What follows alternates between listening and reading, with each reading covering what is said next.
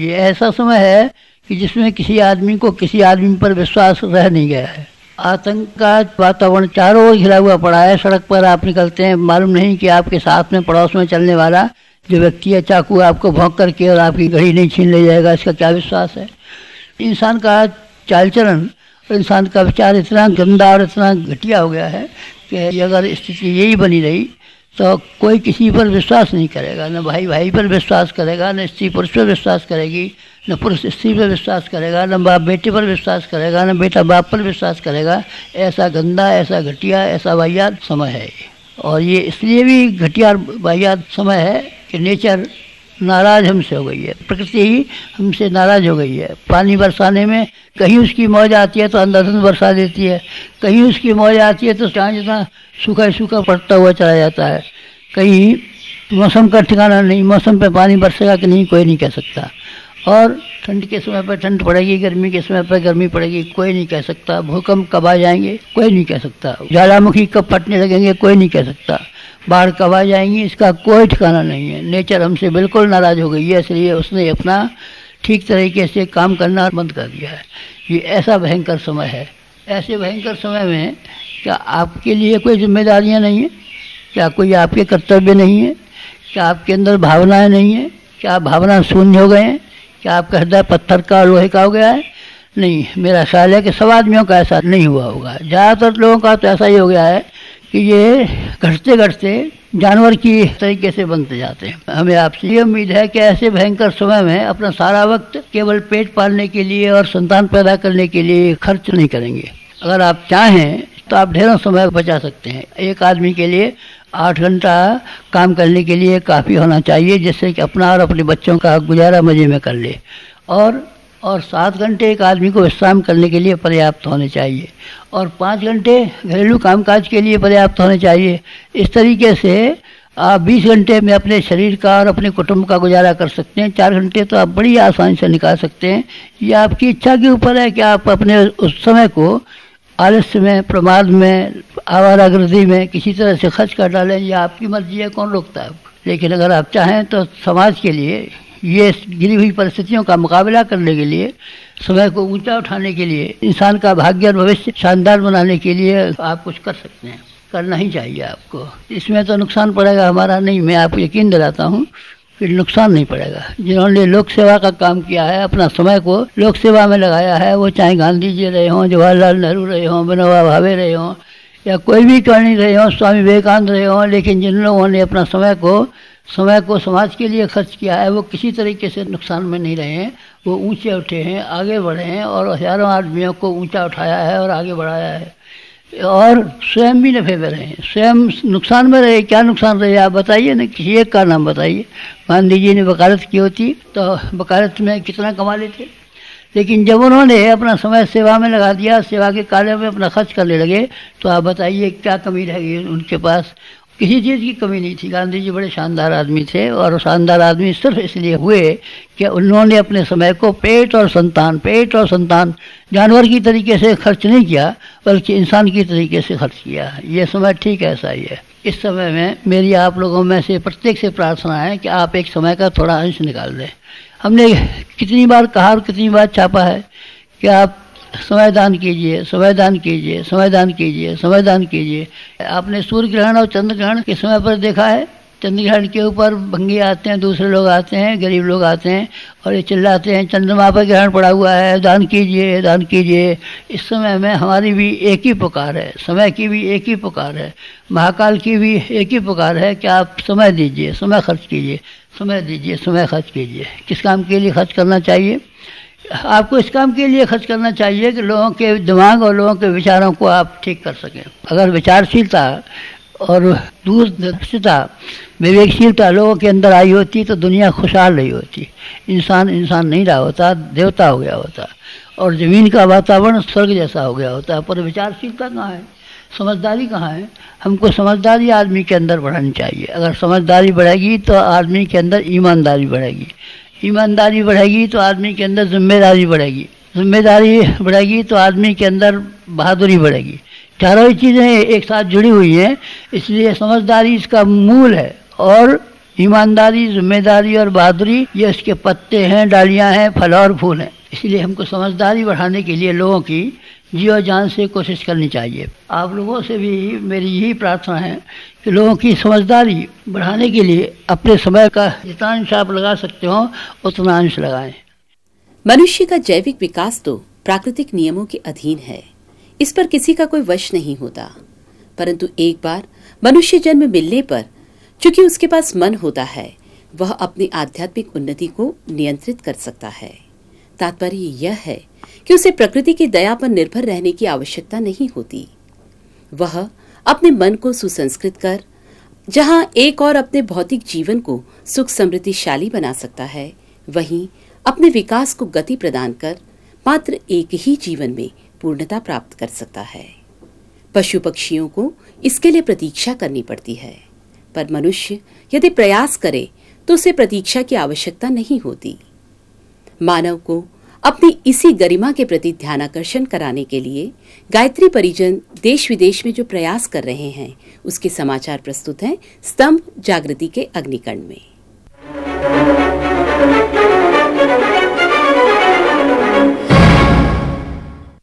नमस्कार, गायत्री परिवार के समाचारों में आपका स्वागत है। गायत्री परिवार गाजियाबाद ने दिल्ली, मेरठ, बागपत, बुलंदशहर एवं जिले की समस्त शाखाओं के सहयोग से स्थानीय रामलीला मैदान में 108 कुंडीय विराट गायत्री महायज्ञ एवं प्रज्ञा पुराण कथा का आयोजन 15 से 20 नवंबर 2002 की तिथियों में संपन्न किया। इसमें वीतराग स्वामी कल्याण देव जी और श्रद्धेय डॉक्टर प्रणव पांड्या जी की उपस्थिति में लाखों व्यक्तियों ने बड़े हर्षोल्लास से भाग लिया और आज की परिस्थितियों के अनुरूप युग चिंतन को आत्मसात किया। आज के इस आस्था संकट के असुर से यदि हमको लड़ाई लड़नी है तो एक ही तरीका है कि हम और आप सब मिलजुल करके सद्ज्ञान के विस्तार की सेवा में लगें। सद्ज्ञान विस्तार से बड़ी कोई सेवा नहीं।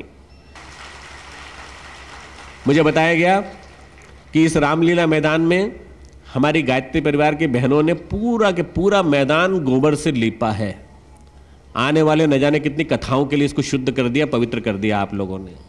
यह अभी तक नहीं हुआ था। संगठन की शक्ति में और उसमें भी नारी शक्ति की पवित्रता में इतनी बड़ी चीज भरी पड़ी है कि इसको गोबर से लीप करके पूरे मैदान को आपने ऐसा पवित्र बना दिया कि गाजियाबाद नगरी में अब जितनी कथाएं होंगी उनमें प्राण रहेगा, क्योंकि यहां पर यह वातावरण गायत्री परिवार ने बना दिया है। अब इस वातावरण के बन जाने के बाद कोई भी कथा अगर ज्ञानवर्धक नहीं होती, कोई भी कथा अगर लोगों के जीवन में नहीं उतरती, तो उसमें फिर वो कथावाचक की कमी है, सुनने वालों की कोई कमी नहीं, कथावाचक की कमी। गाजियाबाद नगरी में परिवर्तन आएगा तो उसका प्रभाव दिल्ली में जरूर देखने को मिलेगा, और दिल्ली में देखने को मिलेगा। दिल्ली जैसे मैंने कहा हृदय की धड़कन है पूरे शरीर की, उस तरह से दिल ठीक हो जाएगा। एस्कॉर्ट्स में ऑपरेशन होते हैं दिल के, आपको मालूम है।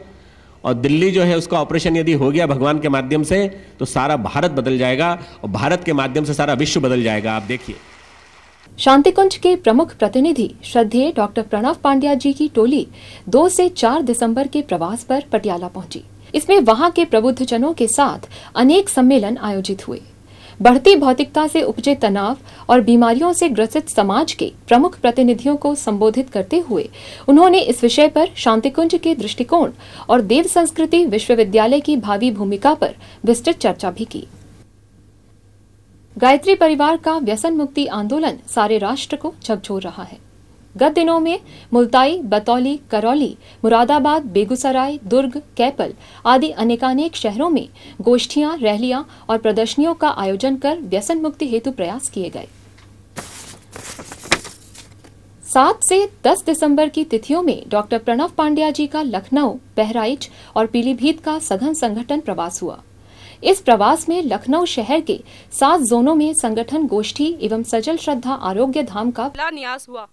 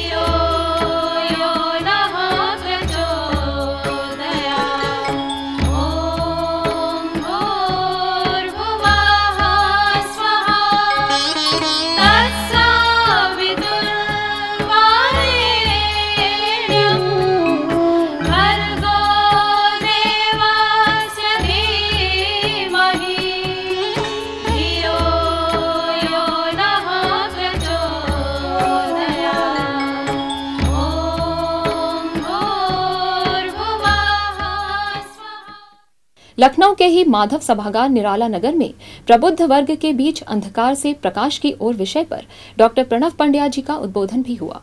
जब तक ये चैतन्यता हम नहीं बढ़ाएंगे तब तक अंधकार से प्रकाश की ओर की यात्रा नहीं हो सकती। इस चैतन्यता को जगाने के लिए, कुंभकर्ण की नींद को तोड़ने के लिए, अंधकार में प्रकाश के लिए, बहुत बड़े बड़े लाइट जलाने के लिए आपको ढेर सारे व्यक्ति समाज में पैदा करना पड़ेंगे।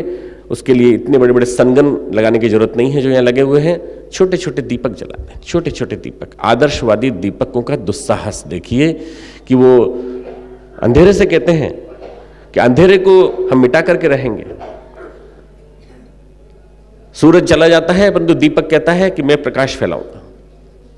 सूरज को चुनौती देता है छोटा सा दीपक, और वो कहता है कि मेरी प्रखरता, मेरी बाती, मेरे दीपक के रूप में मेरी पात्रता, इन सब के माध्यम से मैं प्रयास करूंगा कि मैं अपने प्रकाश से अंधकार को मिटाने का प्रयास करूं। इस समय अकाल पड़ गया है प्रकाश स्तंभों का, चिंतकों का, मनीषियों का, ऐसे व्यक्तियों का जिनको देख करके आदमी रोल मॉडल मान ले, और रोल मॉडल मान करके उनके आधार पर, उनके बताए हुए अनुकरण के आधार पर चले।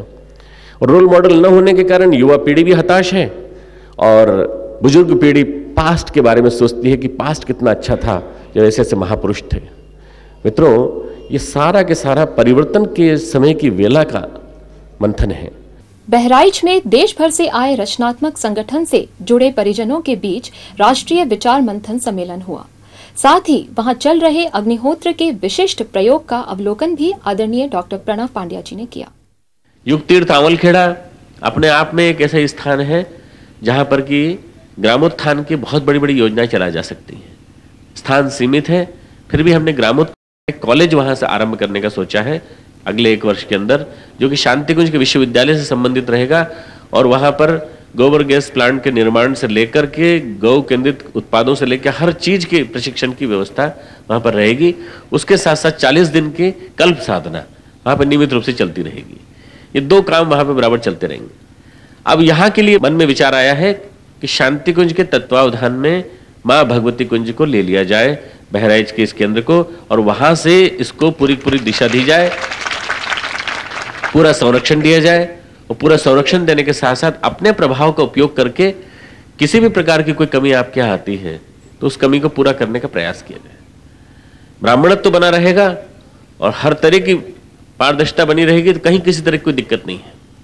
तो ये 2002 का दिसंबर एक परिवर्तन की वेला लेकर के आया है, और 2003 में जो वसंत आएगा उस वसंत से न जाने कितने सरसों के फूल यहाँ खिलेंगे, और उस वासंती मौसम के साथ, उस गर्मी के साथ ये तंत्र ढेर सारे संभावनाओं के साथ खड़ा होगा और पूरा बनेगा। मुझे पूरी उम्मीद है पूरा बनेगा।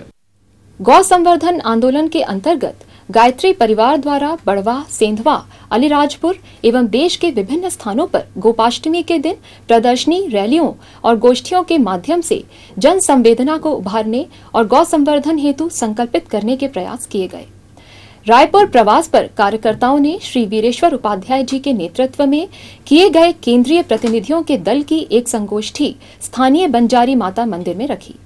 गौमूत्र, गो संवर्धन की राष्ट्रीय महत्ता और उसकी विविध पद्धतियों पर गहन मंथन भी चला। कार्यकर्ता प्रशिक्षण सत्र गायत्री तीर्थ शांतिकुंज के समर्थ रामदास हॉल में दिनांक 14 दिसंबर से 17 दिसंबर 2002 को विशेष कार्यकर्ता प्रशिक्षण सत्र संपन्न हुआ। वरिष्ठ कार्यकर्ता भाइयों के मार्गदर्शन में 200 कार्यकर्ता भाई बहनों ने विशेष प्रशिक्षण प्राप्त किए। नई जिम्मेदारियां जोन्स के केंद्रों को विकसित करने के लिए सौंपी गई हैं। 3-3 माह के लिए उन केंद्रों में बैठकर क्षेत्रीय प्रशिक्षण एवं समयदानियों के नियोजन का कार्य करना है। इस संबंध में प्रशिक्षण कैसे करना है, ट्रस्ट की जिम्मेदारियां क्या हैं, 7 आंदोलनों को गति देने के लिए अन्य संगठनों से कैसे भागीदारी संभव है, आदि विषयों पर गहराई से चर्चा हुई। कार्यकर्ताओं की जिज्ञासाओं को भी समाधान किया गया। और इसी के साथ गायत्री परिवार के गतिविधियों के समाचार समाप्त हुए।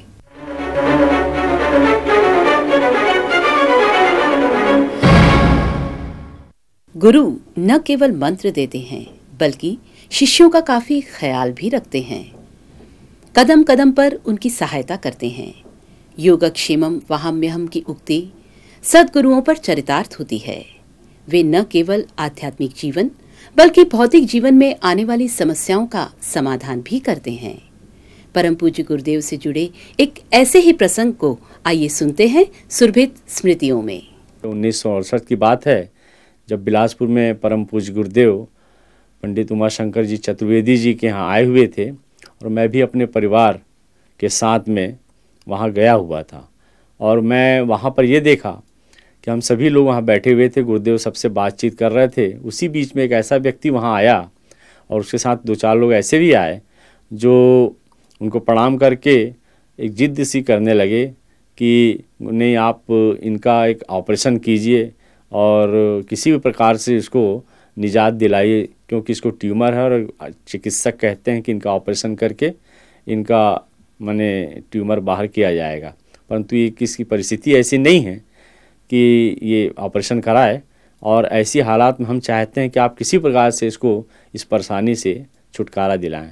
तो हम सबों के लिए कि बड़े एक अजूबे की बात थी कि एक किस प्रकार की बात यहाँ पर गुरुदेव के सामने उपस्थित हो रही है, क्योंकि दोनों फील्ड अलग था, एक आध्यात्म से जुड़ा हुआ और एक चिकित्सा से, स्वास्थ्य से। फिर भी बार बार उस व्यक्ति के यानी आग्रह करने पे और उसकी पीड़ा को देखते हुए गुरुदेव को अपना जो निर्णय था, जो 1-2 बार बोल चुके थे, नहीं भाई मुझसे ये संभव नहीं है, आप चिकित्सक के पास जाइए। तो उस व्यक्ति के तकलीफ को देखते हुए उसको फिर बात माननी पड़ी गुरुदेव को, और एक कमरे में ले गए उसको। लगभग 1 घंटे तक उस मरीज के साथ में वो रहे और उन्होंने उस क्या कैसा किया वो हम लोग को समझ में तो बात नहीं आई, पर हम ये ज़रूर देखे कि जब वे बाहर आए तो गुरुदेव ज़रूर पसीने से लथपथ थे, कुछ परेशान बेचैनी थी उनको। और उस मरीज को उन्होंने पुनः एक्सरे करवाने के लिए भेजा कि आप फिर से आइए यहाँ एक्सरे करा के। और उस बीच में वो चाहते थे कि मैं एकांत में रहूँ कम से कम आधे पौन घंटे, और वो एकांत के लिए चले गए दूसरे कमरे में। और जब वो पौन घंटे बाद लगभग वो आए तो पुनः तरोताज़ा थे गुरुदेव, और हम सबों के बीच वो बातचीत करते रहे। और जब दोबारा वो रिपोर्ट लेके पुनः मरीज आया, चिकित्सक के साथ ही आया जहाँ तक मुझको याद है, तो चिकित्सक भी उस रिपोर्ट को देख के बड़े असमंजस में थे कि कैसे संभव हो सका, क्योंकि ये जो ऑपरेशन वाली बात थी, तो चिकित्सक ही इस प्रकार का सफल ऑपरेशन कर सकता था जिसमें कि ऑपरेशन हुआ था। परंतु जो एक्सरे रिपोर्ट आई थी उसमें सफल ऑपरेशन हुआ था और बिना कोई चीर फाड़ भी नहीं हुआ था पेट में। तो हमको इस विज्ञान के युग में आज भी, चूँकि मैं आज मेडिकल डिपार्टमेंट्स में जुड़ा हुआ हूँ लगभग 22-24 साल से, तो मुझको भी ये सोचने के लिए आज मजबूर होना पड़ रहा है कि इस विज्ञान के युग में इस प्रकार की आध्यात्मिक शक्तियाँ, जहाँ विज्ञान बिल्कुल असमर्थ हो जाता है, तो वहाँ पर कैसे आध्यात्मिक शक्तियाँ और आध्यात्मिक पुरुष अपना काम करते हैं, और इस ब्रह्मांड के और इस जगत की जो माने जितने भी तमाम व्यवस्था है उसको कैसे सुनिश्चित करते हैं, ये हमको देखने का एक बहुत ही एक अनूठा उदाहरण, अनुभव, अभिनव प्रयोग हमको देखने में आया। गरिमामय व्यक्तित्व ही इस संसार की अगणित विशेषताओं, संपदाओं एवं विभूतियों का मूलभूत कारण है। इसी के आधार पर मनुष्य देवत्व का अधिष्ठाता और नर से नारायण बनने की संभावनाओं से भरा पूरा है। यह गौरव गरिमा प्रत्येक मनुष्य के साथ अविच्छिन्न रूप से जुड़ी रहे, इस हेतु ऋषियों ने कुछ सूत्र दिए हैं, जिनका उपयोग यदि व्यक्ति अपने दैनंदिनी जीवन में करे तो जीवन को श्रेष्ठ और सार्थक बना सकता है, अपने जीवन को चरम लक्ष्य तक पहुंचा सकता है। दैनिक संध्या की विधि उन्हीं में से एक है। संध्योपासन की इस विधि के संदर्भ में जिज्ञासाओं के समाधान प्रस्तुत हैं अगले स्तंभ जिज्ञासा में। आज हमारे बीच में शांत कुंज हरिद्वार के वरिष्ठ प्रतिनिधि पंडित चंद्रभूषण मिश्र जी उपस्थित हैं। पंडित जी, आपका हार्दिक स्वागत है। ये अपनी भारतीय संस्कृति में दैनिक संध्या का जो विधान है, इसका क्या महत्व है? हमारे शास्त्रों में मनुष्य के लिए दैनिक संध्या का विधान किया गया है। तैत्रीय ब्राह्मण में कहा गया है, अहरह संध्याम उपासीत। प्रतिदिन मनुष्य को संध्या करनी चाहिए। क्यों करनी चाहिए? इसकी महत्ता देवी भागवत पुराण में व्यक्त की गई है।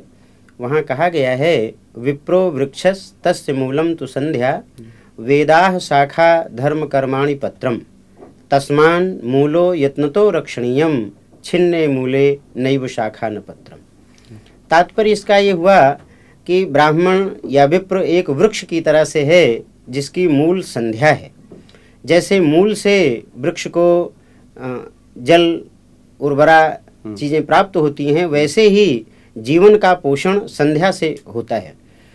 और यदि मूल की रक्षा न हुई तो जैसे मूल क्षत विक्षत हो जाए तो फिर पेड़ में शाखा और पत्ते कहाँ से रहेंगे, वैसे ही विप्र के लिए, ब्राह्मण के लिए ये संध्या की बात कही गई है। तो क्या ब्राह्मण ही केवल संध्या कर सकते हैं? ऐसी बात नहीं है, केवल ब्राह्मण से तात्पर्य इसका नहीं है। वास्तव में शास्त्र में इसके लिए जो शब्द आया है वो द्विज शब्द प्रयुक्त हुआ है। द्विज का तात्पर्य जिसका 2 बार जन्म होता है, एक बार माता पिता के द्वारा जन्म होता है और एक बार संस्कारों से जन्म होता है। जन्मना जायते शूद्र संस्कारात् द्विज उच्यते, संस्कार से द्विज कहा जाता है। तो जो भी अपने जीवन को श्रेष्ठ उत्कृष्ट बनाना चाहते हैं, उन संस्कारों से अपने को युक्त करके अपने जीवन को आगे बढ़ाना चाहते हैं, वे सभी द्विज हैं। और उन सब के लिए संध्या करने की बात कही गई है, केवल ब्राह्मण अकेले एक वर्ण विशेष के लिए नहीं है। ये तो जो संध्या शब्द आया है तो किसी समय विशेष का है कि उसी समय में संध्या करनी चाहिए या इसका? हाँ, संध्या से वैसे तो सामान्यतया सायंकाल का बोध होता है, लेकिन यहाँ एक विशेष अर्थ में प्रयुक्त है। संध्या यानी संधि काल को कहते हैं। जैसे रात्रि व्यतीत होती है, प्रातः काल होता है, दिन होता है, तो उसके दोनों के जो मध्य भाग है उसको संध्या कहते हैं। ऐसे ही दिन व्यतीत होता है और रात्रि का प्रारंभ होता है तो उसके बीच को संध्या कहते हैं। तो प्रातः सायं 2 संध्याओं का इसीलिए बात कही जाती है। लेकिन शास्त्रों में एक संध्या और कही गई है, जब पूर्वाह्न समाप्त होता है, अपराह्न प्रारंभ होता है, उसके बीच का जो मध्य काल है उसमें भी संध्या की बात कही गई है। तो संध्या का तात्पर्य जहाँ 2 का मिलन होता है, उस समय एक विशेष आध्यात्मिक प्रभाव इस धरती पर प्रसरित होता है, तो उस प्रभाव का लाभ व्यक्ति को मिलता है। उस समय उपासना की जाए, साधना की जाए, ध्यान किया जाए, चिंतन मनन किया जाए तो उसका विशेष लाभ होता है। जैसा आपने कहा ये कि संध्या संधिकाल में ही होनी चाहिए, तो इसके पीछे क्या इसकी कोई वैज्ञानिक पृष्ठभूमि भी है? जी हाँ, हमारे ऋषि ज्ञानी ही नहीं विज्ञानी भी थे जी। विज्ञान का तात्पर्य विशिष्ट ज्ञान से होता है, ऐसा विशिष्ट ज्ञान जिसमें तर्क, तथ्य एवं प्रमाण का समावेश होता है। ऋषियों को ऐसे विशिष्ट ज्ञानों की जानकारी थी और इसके लिए उनके पास एक साधन था, योग विद्या। योग विद्या के आधार पर ही वे ऐसे तमाम विज्ञानों को जान जाते थे। जैसे ज्योतिर्विज्ञान, ज्योतिर्विज्ञान की जो मान्यताएं आज हैं, उन मान्यताओं को हमारे ऋषियों ने हजारों हजार वर्ष पहले बिना किसी यंत्र उपकरण के भी जान लिया था और वही सिद्धांत अभी भी चल रहा है। तो इस संध्या के समय में भी, संध्या के संदर्भ में भी उनका यही विज्ञान काम कर रहा था। उनको मालूम था कि ये प्रकृति में जो परिवर्तन होता है वो प्रकृति का परिवर्तन मुख्य रूप से इसी संधि काल में होता है। जैसे ये पादप विज्ञानी हैं, इनको मालूम है कि दिन और रात की संधि काल में, दिन और शाम के संधि में, प्रातः संधि में, दोनों समयों में जो वृक्ष वनस्पतियों की बढ़ोतरी होती है, विकास होता है, फूलों का खिलना होता है आदि, ये इसी समय में होता है। और उसका सबसे बड़ा कारण ये है कि ये सूर्योदय के साथ इसकी प्रक्रिया जुड़ी है। सूर्योदय होने को होता है तो एक विशिष्ट प्राण प्रवाह उस समय धरती पर प्रवाहित होता है और उसी का लाभ इनको वृक्ष वनस्पतियों को प्राप्त होता है। तो ऐसे समय में यदि ईश्वर का चिंतन मनन किया जाए, ध्यान किया जाए, अध्ययन किया जाए, स्वाध्याय किया जाए, तो उस समय मनुष्य की सहज एकाग्रता रहती है और जो दैवी प्रेरणा प्रवाह साथ में रहता है उसके कारण उसमें तल्लीनता और बढ़ जाती है। और ऐसे समय में जो कुछ भी चिंतन मनन ध्यान किया जाता है उसका उसको विशिष्ट लाभ मिलता है। तो ऋषियों को यह विज्ञान मालूम था, इसीलिए उन्होंने संध्या करने के लिए, उपासना करने के लिए एक संधि काल का समय चुना है और प्रातः सायं की संध्या के समय संध्या करने का एक विधान उन्होंने बनाया है। आज की जो जीवन शैली है उसमें लोग देर रात तक जगते हैं और सवेरे देर तक सोते हैं, तो वो तो इस लाभ से वंचित रह जाते होंगे। हाँ, ये बात आपकी ठीक है, बड़ा महत्वपूर्ण प्रश्न है। वर्तमान जीवन शैली कुछ इसी तरह की है। देर रात तक लोग टीवी देखते रहते हैं, कुछ और करते रहते हैं और फिर सवेरे देर तक सोते रहते हैं। तो जो प्रातः काल की वो ब्राह्म वेला का शुभ मुहूर्त है, उससे तो वंचित जरूर रह जाते हैं। कोशिश तो ये करनी चाहिए कि उसको मेंटेन करें, उसको जल्दी सोएं, जल्दी उठें। ये इसका स्वास्थ्य का नियम भी होता है, जल्दी सोना, जल्दी उठना। ये हमारे स्वास्थ्य के हर दृष्टि से हमारे लिए फायदेमंद है। और विशेष करके जो आध्यात्मिक लाभ है संध्या वंदन का, ईश्वर ध्यान का, उपासना का, जप का, उसका तो विशेष लाभ है ही। लेकिन अब यदि नहीं किसी कारण से, बड़ा अपरिहार्य कारण है, किसी की कार्य पद्धति ऐसी है या नाइट ड्यूटी है, परम पूज्य गुरुदेव ने इसीलिए कहा है कि जो भी व्यक्ति एग्जैक्ट सूर्योदय के समय संध्याकाल में नहीं कर पाते ब्राह्म मुहूर्त में, वे 2 घंटे पहले भी कर सकते हैं और 2 घंटे बाद तक भी कर सकते हैं और उसका भी उनको लाभ मिल सकता है। इसलिए संध्या चूकनी नहीं चाहिए, संध्या करनी चाहिए। और इसका एक कारण ये भी है कि यदि हम प्रकृति के साथ तालमेल बिठा करके जल्दी सोने और जल्दी उठने का सिद्धांत अपनाते हैं तो हमारे स्वास्थ्य के लिए, शारीरिक स्वास्थ्य के लिए वो विशेष लाभदायी है। और जब हमारा शरीर स्वस्थ रहता है तो मन भी प्रसन्न रहता है। शरीर और मन का एक तालमेल है। शरीर स्वस्थ रहेगा और मन प्रसन्न नहीं रहेगा तो भी बात नहीं बनेगी। और यदि शरीर बीमार रहा तो मन को आप प्रसन्न करने की कोशिश करेंगे तो भी बात नहीं बनेगी।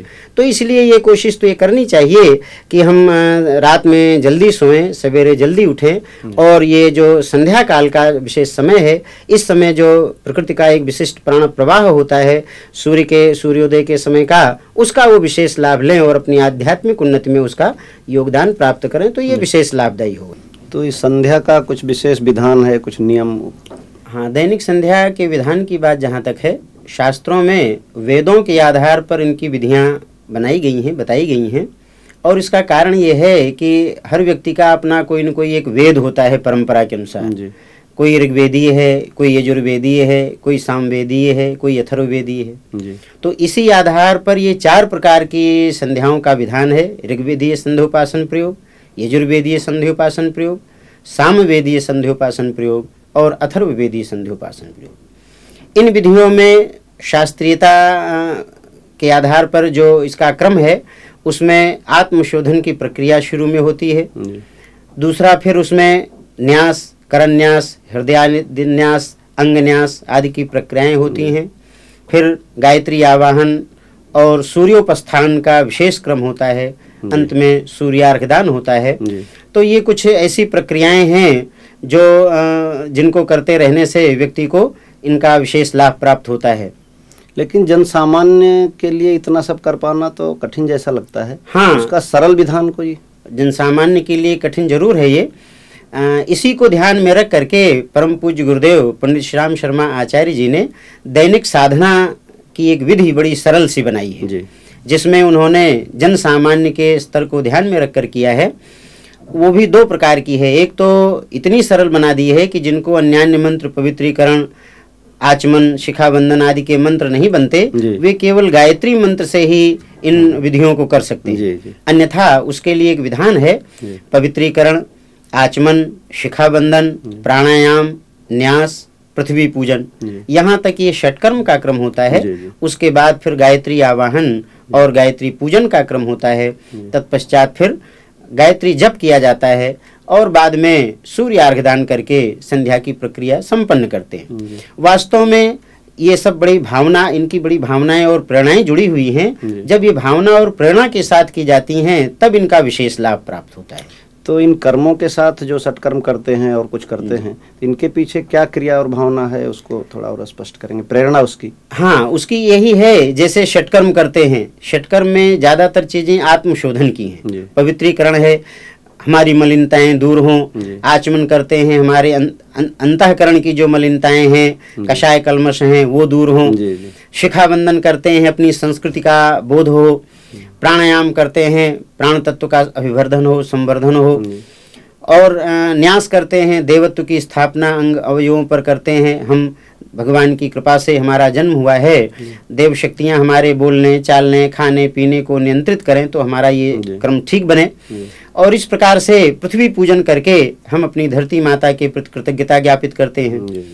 गायत्री आवाहन करते हैं, बड़ी भावना के साथ, श्रद्धा के साथ उनका आवाहन करते हैं, पूजा वेदी पर उनका षोडशोपचार, पंचोपचार जो संभव होता है पूजन करते हैं, और फिर ध्यान पूर्वक जप करते हैं। सूर्य मंडल के बीच गायत्री माता हमारे इष्ट देवता विराजमान हैं, उनका ध्यान करते हुए जप किया जाता है, और अंत में लोटे का जल सूर्य भगवान को समर्पित कर देते हैं।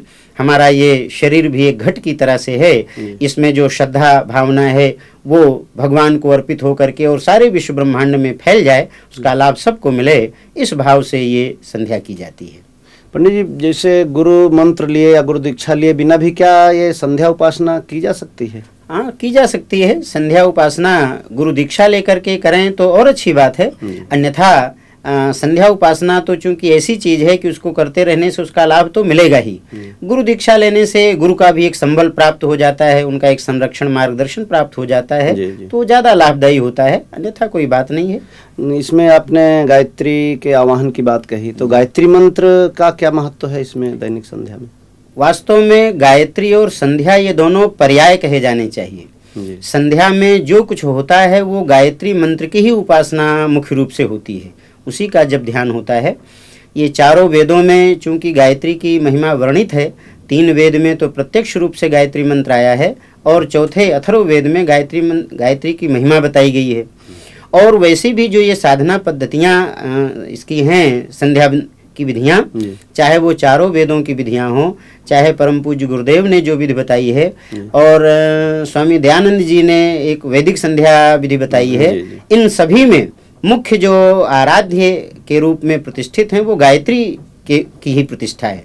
गायत्री मंत्र का ही जप और ध्यान इसमें प्रमुख रूप से किया जाता है। पंडित जी, दैनिक संध्या के क्या लाभ हैं, इस पर थोड़ा प्रकाश डालेंगे?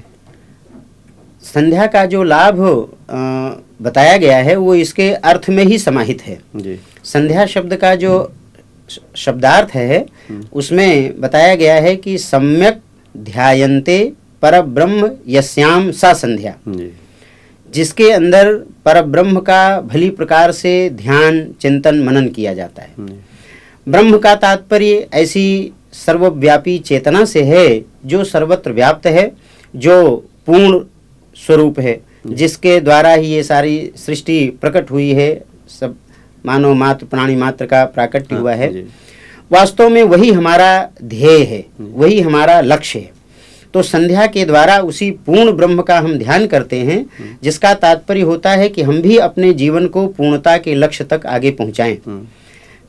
बृहदारण्यक उपनिषद में जो मंत्र आया है, पूर्णमदः पूर्णमिदं पूर्णात् पूर्णमुदच्यते पूर्णस्य पूर्णमादाय पूर्णमेवावशिष्यते, वो इसी प्रक्रिया की ओर संकेत करता है। हम पूर्ण ब्रह्म का ध्यान करते हैं, गायत्री के माध्यम से भी ब्रह्म का ही ध्यान करते हैं, क्योंकि गायत्री का एक नाम ब्रह्म गायत्री है। ब्रह्म विद्या गायत्री मंत्र को कहा जाता है, ब्रह्म गायत्री नाम से कहा गया है। तो वास्तव में उस गायत्री के माध्यम से उस परात्पर ब्रह्म का हम ध्यान करते हैं और अपनी कमियों को दूर करके श्रेष्ठताओं को अपने में बढ़ाते हुए पूर्णता के लक्ष्य तक हम प्राप्त करने का प्रयास करते हैं, पहुंचने का प्रयास करते हैं। जीवन में जो कुछ भी अपूर्णताएं हैं वो समग्रता में बदलें, इसी उद्देश्य से ये संध्या का विधान है और यही इसके सभी लाभ हैं। तो आज के व्यस्त समय में मान लीजिए कोई संध्या के लिए समय नहीं निकाल पाता है, तो उसको कोई ऐसा भी विधान है जिससे कि इसकी भाव प्रेरणा उसके जीवन में उतर सके? हाँ, इसका भी विधान है। परम पूज्य गुरुदेव ने इस बात का विधान किया है, क्योंकि आजकल मनुष्य इतना व्यस्त हो गया है कि उसको अलग से समय निकालना बड़ा मुश्किल है। परम पूज्य गुरुदेव ने कहा कि मनुष्य जो इतना व्यस्त है आज, जब वो अपने प्रातः काल बिस्तर पर उठता है, आँख खुलती है, और जब शाम को बिस्तर पर जाता है सोने के लिए, तो इन 2 कालों में वो इस संध्या को पूरा कर सकता है।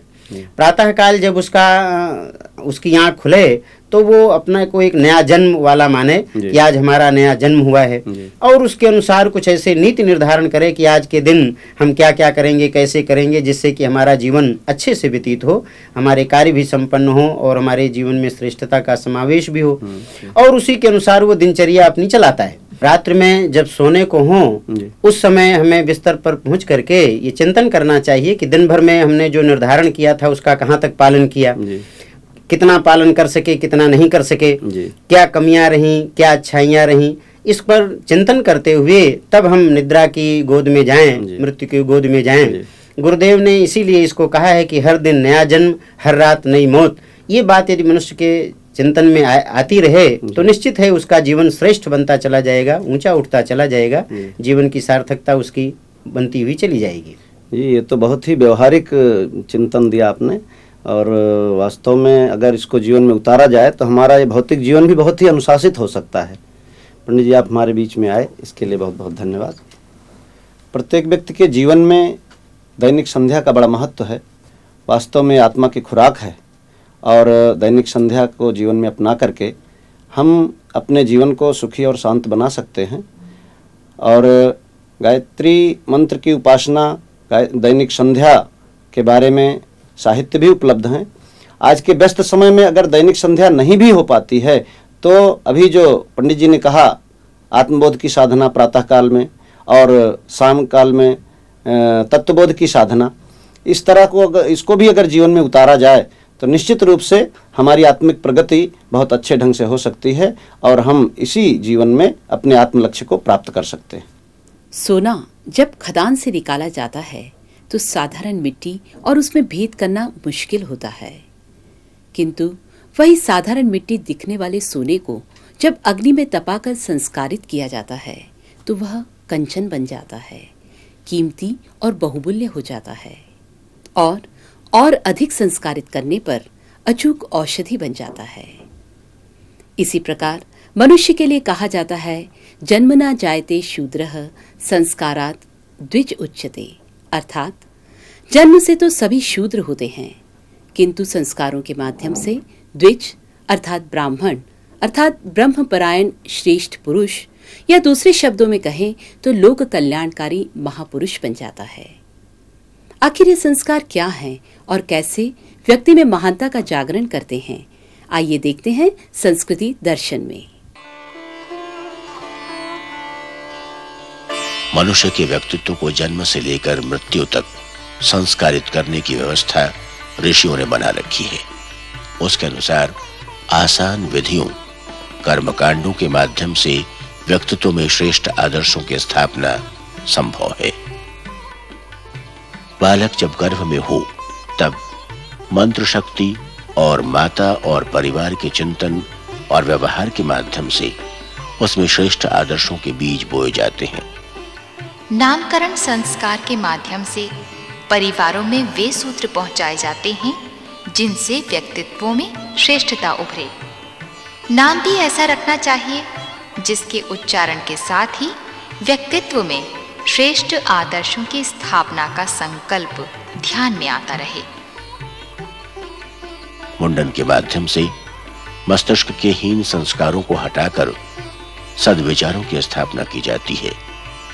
मस्तिष्क में श्रेष्ठ विचारों की स्थापना के संकल्प के प्रतीक के रूप में शिखा की स्थापना की जाती है। जब बालक को अन्न देना प्रारंभ करते हैं तो अन्न की सार्थकता के सूत्रों पर ध्यान दिलाया जाता है। केवल स्वाद और बड़कपन का बोध कराने के लिए अन्न देना पर्याप्त नहीं, अन्न ऐसा देना चाहिए जिससे काया स्वस्थ और मन स्वच्छ बने। इसी उद्देश्य से अन्नप्राशन संस्कार कराया जाता है। विद्यारंभ संस्कार इसीलिए कराया जाता है कि हर व्यक्ति विद्यावान बनकर शानदार लौकिक जीवन जीते हुए श्रेष्ठ पारलौकिक लाभों तक पहुंच सके। यज्ञोपवीत संस्कार सामान्य जीवन से ऊपर उठकर उच्चतर आदर्शों को गुरु के सहयोग से धारण करने के लिए किए जाते हैं। जब कोई साधक किसी समर्थ गुरु के संरक्षण अनुशासन में आध्यात्मिक जीवन साधना में प्रवेश लेता है तो उस प्रक्रिया को दीक्षा कहते हैं। लौकिक गुरु केवल जानकारी और मार्गदर्शन देते हैं। आध्यात्मिक दीक्षा देने वाले गुरु को जीवन साधना के विधि विधान बतलाने के साथ अपने प्राण, तप और पुण्य का अंश भी देना पड़ता है। जो ये सब दे सकने में समर्थ हो वही गुरु बन सकता है। और जो इन्हें प्राप्त करके गुरु के बताए अनुशासन के माध्यम से उनका विकास और प्रयोग कर सकता है, वही सच्चा शिष्य बन सकता है। विवाह में पति पत्नी के सामाजिक सामूहिक जीवन का प्रारंभ होता है। उसे कुरीतियों से बचाकर आदर्श आधार पर संपन्न करने से ही अच्छे परिवार और सुसंस्कृत बच्चों के माध्यम से अच्छे समाज की मजबूत नींव रखी जा सकती है। जन्मदिन सर्वश्रेष्ठ पदोन्नति पाने का शुभ दिन है। इस दिन हर मनुष्य को ये आत्म समीक्षा करनी चाहिए कि सृष्टा ने हमें मनुष्य शरीर दिया, हमने उसके साथ कितने मानवीय गुण विकसित किए। जन्मदिन का जश्न भले ही मनाएं, पर उसे प्रतिवर्ष आने वाला एक श्रेष्ठ संस्कार का रूप अवश्य दें। विवाह दिन संस्कार द्वारा दाम्पत्य सदगृहस्थ में सुख सौभाग्य जगाने वाले सूत्रों को दोहराया और अभ्यास में लाने का संकल्प किया जाता है।